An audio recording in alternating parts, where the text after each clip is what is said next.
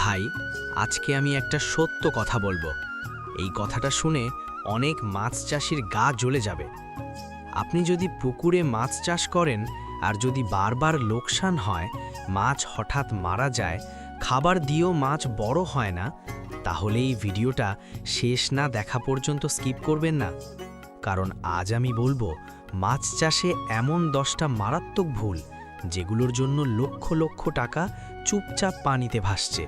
ভাই, একটা কথা বলি, আপনি যদি পানির অবস্থা না বুঝে পোনা ছাড়েন, তাহলে আপনি নিজের হাতে মাছ মারছেন। পিএইচ ঠিক না, অক্সিজেন কম, অ্যামোনিয়া বেশি। ফলাফল, মাছ বাঁচে কিন্তু বড় হয় না, আর একদিন হঠাৎ সব শেষ।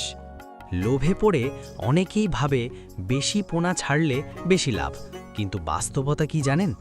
বেশি পোনা মানে কম অক্সিজেন, কম অক্সিজেন মানে হঠাৎ মাছ মারা, এক রাতেই পুরো পুকুর ফাঁকা।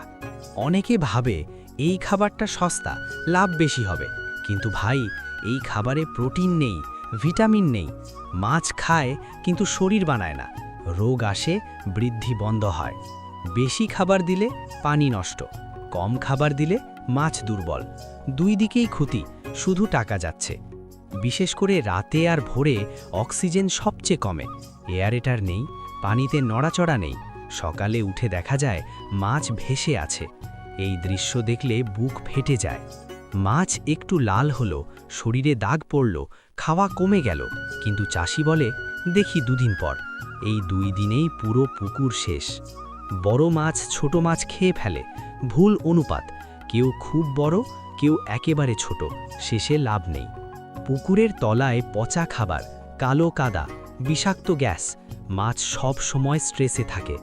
চোখে দেখে ভালো মনে হয়, কিন্তু ভেতরে রোগ। প্রথম মাসেই অর্ধেক মাছ শেষ। খরচ কত, লাভ কত, খাবার কত, নিজেই জানে না সে লাভে আছে নাকি লোকসানে। ভাই, একটা কথা মনে রাখবেন, মাছ চাষ লটারির খেলা না, এটা বিজ্ঞান আর নিয়মের খেলা। আপনি যদি এই ভুলগুলো এড়িয়ে চলেন, তাহলে মাছ চাষে লাভ আসবেই।